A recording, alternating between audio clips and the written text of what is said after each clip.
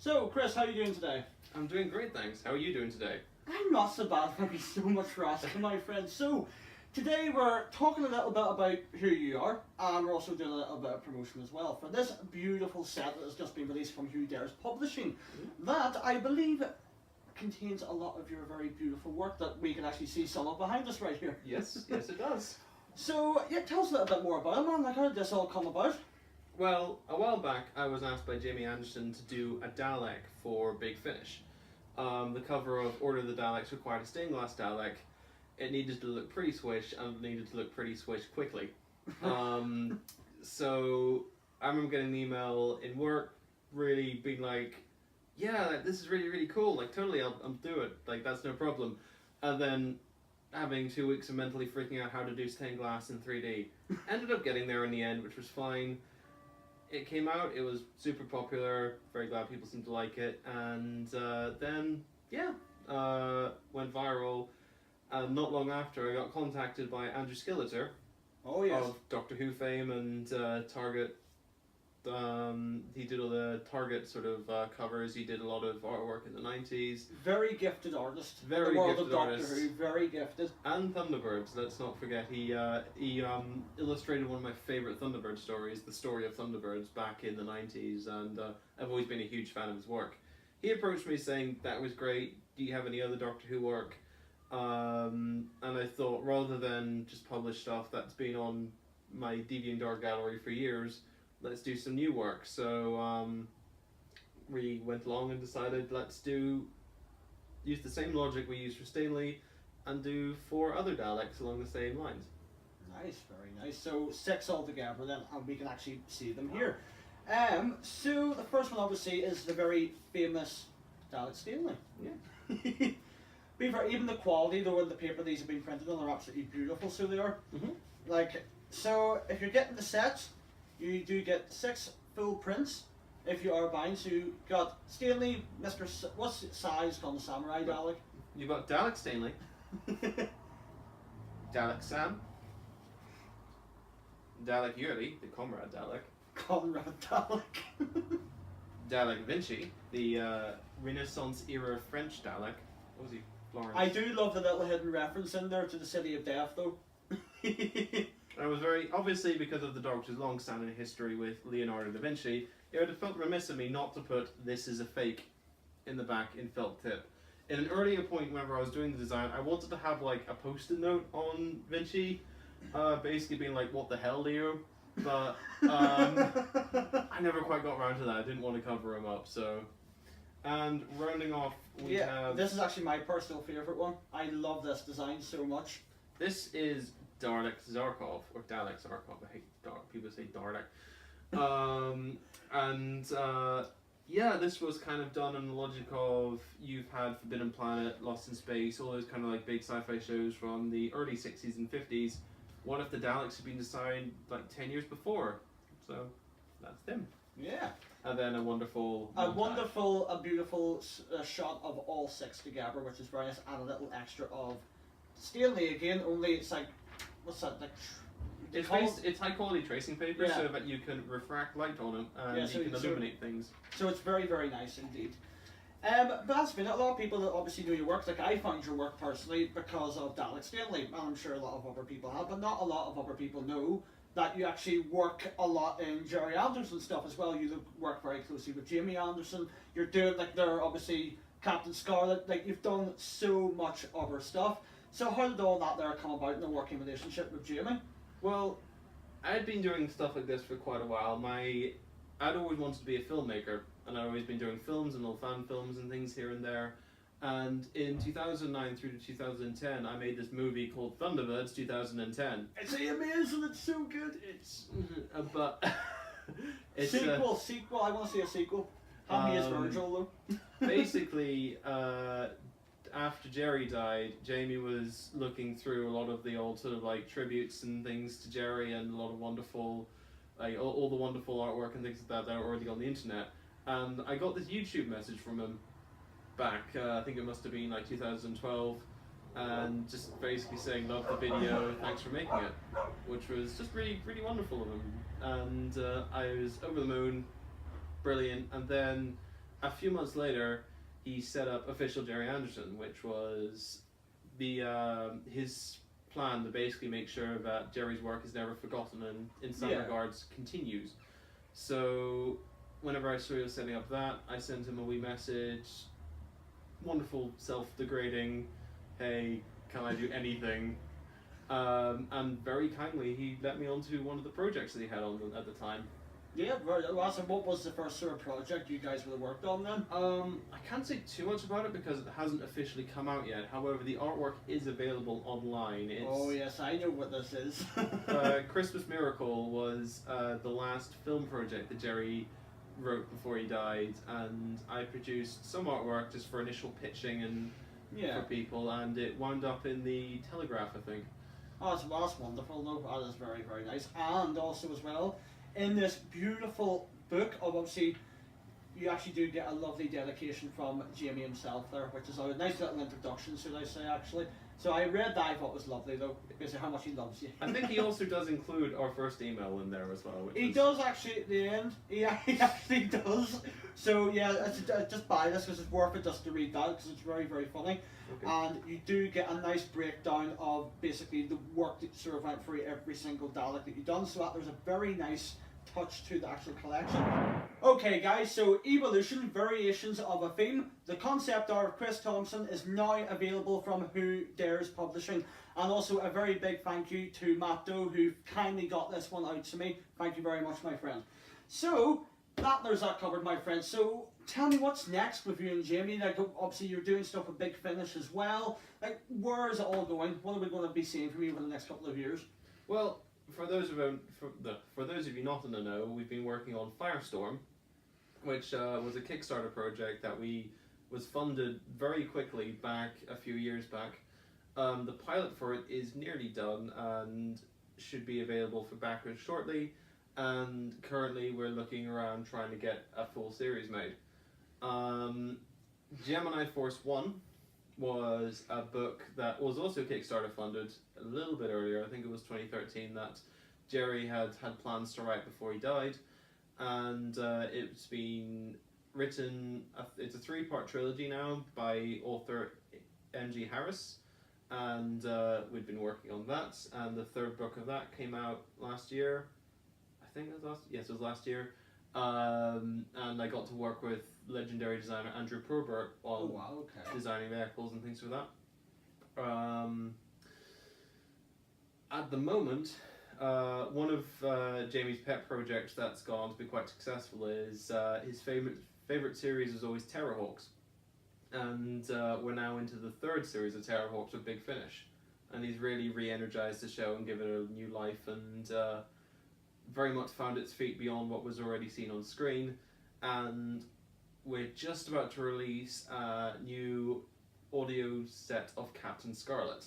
Oh yes, yes. For the 50th anniversary. So available on the set is re-releases of all the original audio adventures from the 60s, but also available individually is 3 adaptations of original books by John Thaydon.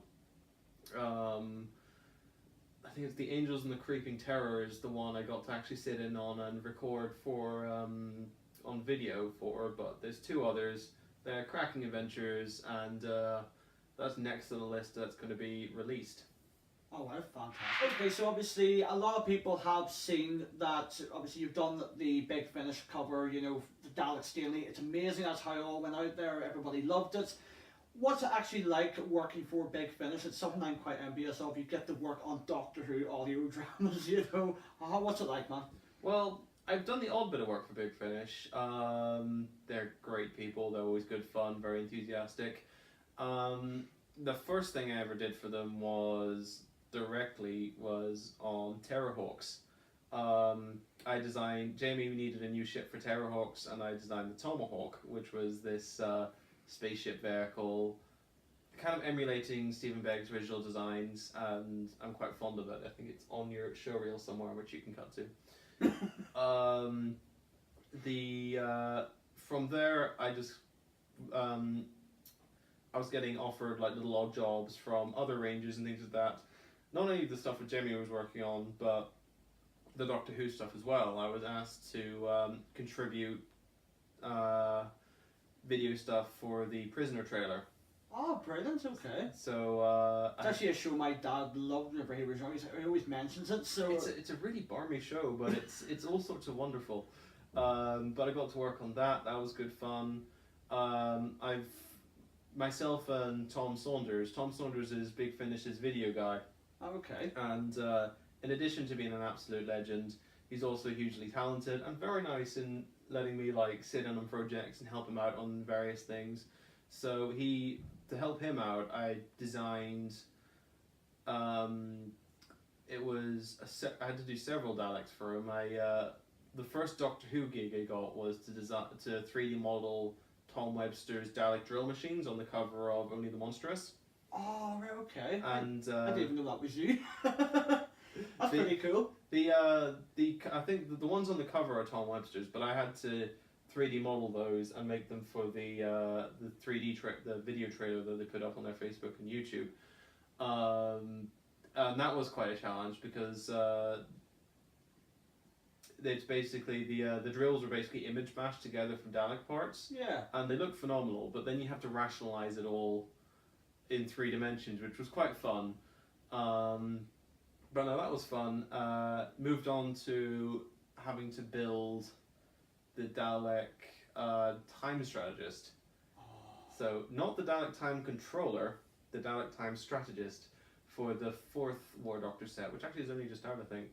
And it had already kind of been Tom Webster had already done a version of it, but you only saw the top half, and he had merged like the Dalek time controller and the Dalek Supreme from the new series together, and whereas the Dalek time controller is just a normal Dalek with the kind of like hexagonal particle thing going on. So I got to build a full one of those, and that was good fun. That was the second Dalek design for Big Finish. Obviously I did Stingley, and then a while back, just as a sort of a test, they were like, well sure, do you want to try doing a Doctor Who trailer? Ooh. So getting a little bit exciting now. it was pretty exciting. Big shout out to Chris Griffin for giving me the chance, and that was good fun. So we did this on Terrance, which was a first Doctor story, one of the early adventures, and I did this about a 1.5 minute long trailer for that. It was great fun.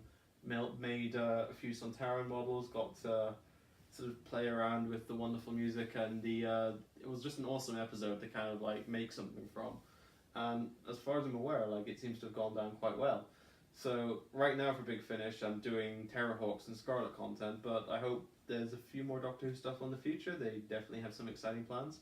Yeah, like I said, I'm sure myself, a lot of other people really hope you come back to Doctor Who again, because it's outstanding work, completely. That's alright. Oh, and I did, I modelled the 5th Doctor console room and the 8th Doctor console room, and they ended up getting used for the trailers of, Tom Saunders trailers for Doom Coalition, the River Song Diaries, and Old Doctor's New Monsters. Do you want to tell them about the funny story though about that? I mentioned what you were telling me about the 5th Doctor needing to go to the loo. Oh, yes. The first version of the 5th Doctor console I did this piece of artwork, and it's, the whole point about it was that you never, after like the first series of Doctor Who, you never really got to see the view outside of the TARDIS. Like you have that wonderful shot in the Daleks where Susan goes into the TARDIS and she's about to run back out into the jungle, and you've got the jungle and you've got the TARDIS all in the same shot because it's all the same soundstage. And they just never did that. So I wanted to do this shot of the doors open and there's this alien landscape and the Doctor's just out the door, and I was loving it until I put it online. And the way that the 5th Doctor's doing his iconic like hands in the pockets, like standing there from behind, and the first comment was, he looks like he's taking a whiz. And it was a bit funny. So I have since amended it. Oh, it's ruined that image for me forever. It's such a beautiful image, just being like, oh no. Yeah. And it's so sad at conventions because it's one of the prints I sell, and everyone's always just like, yes, it's 5th Doctor, it's Peter Davison, he doesn't get enough recognition. And then I tell them that story and they're like, can't buy that now. So yeah, good one, it's a good one. So because obviously there must be a massive amount of work that goes into creating something like this. Like talk me through basically the process from picking something that you want to do right the whole way through to the actual end product. Right. How to Art by Chris Thompson. Basically, there's always two things to consider. Like, is it just something you want to do yourself, or is it a commission? Commissions are easy, because then they'll be like, we want this. To, I guess, put Stingley into perspective, Jamie told me what he wanted. I sent him variations. He kept refining it until we worked out that we're on the same page, and then I started modeling it. Took inspiration, took resources, and then what you see is the final product. If it's personal work, obviously it's a whole lot different. As an artist, I'm a big... I always think that a professional artist needs to have a pet project or be doing personal work, because if you're idle then, and you're trying to make your money from this, then everything you do can at least be like portfolio work or something you can sell on a convention. But also, if it's your own project, then obviously it's going to look better because your heart and soul's gone into it. So I find ideas for artwork can hit me out of nowhere. Sometimes when you're jogging, sometimes whenever you're just like sitting, trying to go to sleep at 2 o'clock in the morning. From there on, it would be a case of, right, what does work the problem? What do you need to create the piece of art? Usually it'd be, because I'm very much a vehicle guy, it would be, right, get references for the vehicle, design it, model it, texture it, which could take days in some more complicated issues like weeks with all the modeling and things like that. And find a good angle. Usually you'll know what angle you want in your head, and sometimes I'd only make the model from that angle and not bother with everything on the other side, because I want to have a reasonably high turnover of what I do. So there's that. And finally, you need to just knuckle down and do the image. You need to render it out, work out all your lighting sources, make sure it makes sense. Always try to tell a story. It's usually the best way to do things, even if it's trying to get from A to B on the screen, or like you can have connotation with, say, like there's a ship and then there's another ship and the other ship's trying to destroy the other ship. Something that kind of like, all my best work, people seem to like to take stuff from, or it means to them in some particular way. As for like the grind of just physically doing the thing, there's usually, for the first half when I'm doing the tedious modeling stuff, I'll either listen to music, or I'm a very big podcast guy. I listen to a lot of Tested, Vintage Space, and then whenever we're into like the big rendering photoshopping side of things, I find putting on some seriously epic music helps, because there's nothing like rendering Thunderbird 2 coming out of the clouds with like a submarine and its grapples in the middle of a storm while you're playing like two steps from hell in the background. Really getting you in the mood. So yeah, awesome, man, awesome. So obviously, Chris, you are a 3D artist yourself. This is all done using your computer and your brain, basically. Like, like, is there anything particular you need to do this, or like, do you need a specific skill set to do something like this? Like, does it take a long time to learn how to 3D model? And is there like anybody that looks at these images and says, "I would love to give this a go"? Like, have you got any advice for somebody who would like to try it? Basically, I'm always, if you want to try something, I'm always a big advocate for just go do it. Like, don't let anything hold you back. Lots of people come up to me and be like, I wish I could do that. And my first question is, why aren't you then? Specifically for this stuff, some 3D modeling programs can cost you quite a bit. The one I use is free. It's this program called Blender. It's an open source program that has quite a steep learning curve, but the results you can get from it are quite impressive. I always do like to mention, however, that you can donate or subscribe to their training courses on their page, which does cost money, but it's going to a good cause. And then it is just literally the technical aspects of just learning what it is. There's plenty of YouTube tutorials on how to do it. It's one of those things that 3D artwork is a huge subject. Like, it's animation, it's 3D, it's model making. I've seen some people who are fantastic modelers, but they can't frame a shot at all. They can't construct a scene. I can see like I'm not a great modeler, but I can construct a scene, and generally exceeding in one of those aspects can make or break an illustration, I find. Yeah, fantastic. Well, like even shots like this here, the bits of work I always love by you are the ones where there's always something going on. Like I always find that across the whole range of your images, it's just not something sitting there doing nothing. There's always something going on. Like even that, for example, that's going through, the desert. It's rough. Diving over a sand dune. Yeah, it's awesome, man. Like, there's always something else going on with your images. That's why. I don't want to not to say that having. A lot of people quite like modeling, say for instance, the Enterprise, and their shot will be the Enterprise, and it'll be flying through space. And I don't necessarily find it interesting, but they can come up with some phenomenal looking shots. But with me, I always kind of have to ask myself, like, why am I doing this image? And I think it goes back to my filmmaking roots. I'm always very much like, what is the ship doing here?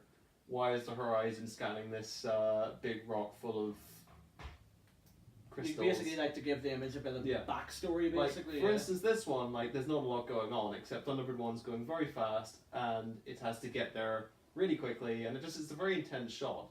Here, it's taking off. Like, the RTL2 isn't just sitting there, it's properly launching. There doesn't need to be much, but like some sort of movement or some sort of A to B here. Yeah, like even up here. John Tracy's having, per out of scale, John Tracy's having a spacewalk. So that was great fun. So yeah, it's just little things like simply having the craft going from A to B, that kind of stuff. So would you say, like, what's your opinions then on, like, obviously more and more as technology evolves, 3D arts and 3D modelling, it's becoming more popular because it's a quicker way of doing things, maybe instead of sitting down and like drawing out something. Like, would you say this is sort of going to end up taking over from drawing, or can they work coexistently? Like, what sort of way would you sort of see it? Never. Obviously, working at the Jerry Anderson company, I have a big, high respect for practical artists, and I've just finished QCon, a convention in Belfast recently, and the amount of people that were going to the practical artists have been like, I so respect what you're doing, and things like that. Like, practical art's never going to go away, and at the end of the day, if you need to get an idea across, it's 10 times easier to pick up a pencil and draw it down than it is to go through all this faff. So, and one of the greatest, well, the two greatest illustrators in the Jerry Anderson scene at the minute, Graham Bleethman and Steve Kite, are practical artists. They don't use computers at all. And like, they're not letting that skill die, and I very much appreciate it for them.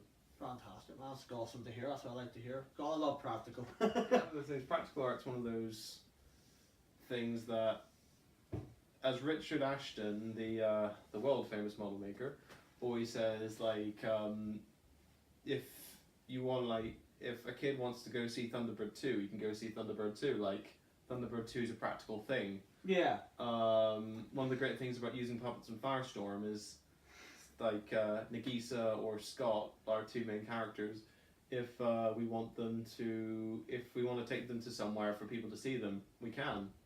As much as I love the new Thunderbirds Are Go, unfortunately, having the digital characters mean you can't. There's nothing really tangible, and anything that is tangible is basically in a warehouse in New Zealand. Yeah. Yeah. Well, in fairness to Weta, and as much as I love Weta, they actually have put their entire practical model making thing on their. Yeah, they have like a studio tour, don't they now? Yeah. Which like, I would love to do, but I think it's probably worth saying in regards to the new series. I love the new series. It's really good. I like the new show a lot. Like, a couple of things I don't like, but it's definitely a nice reboot of the show that we all love. And if it's bringing Thunderbirds back to kids now, I'm all for it. One of the things I've always kind of thought about this stuff, and one of the reasons why I do this stuff, is that I love future technology. I love trying to draw these things. I've always quite liked that back in the day. Thunderbirds and things like that were always it was just their idea of the future. Like, they thought the future was going to be this wonderful, atomic, beautiful, bright, colourful age where we sort out, like, life and everything, and we eliminate poverty, and we eliminate, like, all the world's problems, and we just have a wonderful futuristic age of giant crab robots and flying into the sun. And that's why I draw this, to hopefully inspire people back to that way of thinking. Yeah. And I think in an age where everyone's just that little bit too obsessed with apocalyptic zombie apocalypses and things like that, and like crazy futures and things like that, I think it's nice to see Thunderbirds Are Go is there. Yeah. Trying to big up the whole like the future's not bad, the future's what we make it. Let's have a lovely show about rescuing people. So Chris, like you've done hundreds and hundreds of different bits and bobs, but out of everything you actually have done, what would you say was the most challenging image you've ever had to create? Well, I don't want to say Stanley because it in many ways it is Stanley. There was there's one that does mean a lot to me, and despite it not being my favourite Thunderbird, it is Thunderbird 2. It's the one with it carrying the submarine. My personal favourite. Yeah, the sort of famous one. It's probably my second most recognisable piece of art. And there's a story behind it that Fanderson, the Jerry Anderson Appreciation Society, were running this pod vehicle competition. And the idea is that you have to design a pod vehicle for international rescue to use, and the winner would get their pod vehicle designed into a 3D piece by me. And I always thought, hell yeah, this is great. I just really wanted to do something kind of fun with my artwork and sort of have a little bit of community reach out. In the end, only 4 people entered, so no, 3 people entered. So I just did all of them. Slim pickings. Yeah, well, I just did all of them because why not? And but then turns out that the images would get printed off and signed by Jerry, who was still alive at this point. Oh, okay. And as a thank you, they were like, well, sure, Chris, any piece of your artwork you want to get printed and signed by Jerry, we'll do that for you. And I was like... Heart failure? yeah, like momentary heart failure. So in the end, I was like, right, nothing I've done so far I feel is up to standard, so I've got to do something specially for this. And that became the Thunderbird 2 piece. That was it, with all the ships carrying the submarine in the middle of a storm. And that's easily like my most shared piece of art. Followed closely by, this is actually probably another one of my favourites, because Thunderbird 1 is the best Thunderbird. No, it's not. It's Thunderbird 2. Thunderbird 1 is... Well, let's go. We're going to have this argument now, right? Okay. Thunderbird, come at me, bro. What does Thunderbird 1 do? It's, yeah, fair enough, it gets there first, but whenever it gets there, it just goes, yeah, Thunderbird 2, this is what we need, and then Thunderbird 2 but comes. the thing is, though, is that Thunderbird 1 can deal with about 90% of rescue operations on its own. It's only the ones that merit being seen in the series that need Thunderbird 2. Thunderbird 1 is a Swiss Army knife of like... You're just making stories up now. It's like, oh, you're not making stories up. If there's one thing about the new series of Thunderbirds that gets along quite well, is how useful Thunderbird 1 is. To the point where they have episodes where Thunderbird 2 doesn't even appear. Thunderbird 2 is the way. We all know it. Don't get me wrong though, Thunderbird 1, like, it's class. It's fast. It is. It's the fastest Thunderbird, I believe. It is. It is. Well, hold on, Thunderbird 3. Thunderbird 3 is the fastest Thunderbird, but Thunderbird 1 is the fastest Thunderbird in. Yeah, in the on air. the land. It's and it's flown by tank pedals, and you have the only way to see is there's a little. I will give you that. To be fair, I will actually give you that. It does actually have the nicest interior. I do like the. I love the way it goes up. You got it going. Was it switching to horizontal flight? Yeah. No, that's pretty badass to be honest. But I just love the way that there's no monitor. Like he sees through a Game Boy at the end of the at the end of the cockpit. Or if he really needs to see just a big chunk out of the chassis, just comes out. I was like, all right. There we go. Like in many ways, it all the Thunderbirds are a bit flawed here and there, but like as it does have one. Thunderbird 1 does have one of the most badass moments in the whole show. I think. You know when Tara in New York, at the very first scene, Tara in New York, your guys are filming Thunderbird 1, and Scott's like, hey, no, don't do there's so that. many good moments. And then they try and get away, and just Scott's just like, no, you don't. No, wait. Or I love End of the Road whenever like there's a rockfall, there's an avalanche about to hit the explosive tractor, which is balanced on the end of the ledge, and Thunderbird and Scott's just like, no, you don't. So he just flies around, fires all these javelins that catch all the rocks, and it's just like, done. There's not one point that he uses actually the nose of Thunderbird 1 to actually hold up. He just goes, nope, friggin', and just goes right in, holds it up, and then Thunderbird 2 grabs it, basically. Yeah. It was awesome. But that's it, you gotta have one, you gotta have both, basically. You can't have one without the other, you know. That's the thing. And I wish, and unfortunately, as the series went on to Thunderbird, and they were starting to do less with Scott and more with Virgil once they realised that he was kind of the weird star, it took a bit of a, like... Virgil's awesome, and he has so many skills. He's a painter, he plays piano. But like, if you make him in charge all the time, then Scott is superfluous. Well, and Scott has the coolest voice. Like, Scott is meant to be the leader. Yeah, so... And Scott is played by Shane Rimmer, who is a lovely man and has a wonderful voice. Shane Rimmer, though, was he not in The Spy Who Loved Me as well? Yes. Yeah, I knew I was like, hold on, I'm watching The Spy Who Loved Me. I was like, hold on, but this guy in the submarine hanging out with Roger Moore, suspicious. He's in You Only Live Twice as well. You're right, he is, no? Right, sitting beside Ed Bishop, who's Captain Blue and Captain Scarlet. Oh, mate. There you go. So, Chris, thank you so much for actually coming along today and having a chat with me about this and obviously the other stuff you've done. It was a really good chat. Thank you for inviting me. Yay! You have to come back now to my little pokey channel. Nobody watches it, so don't worry.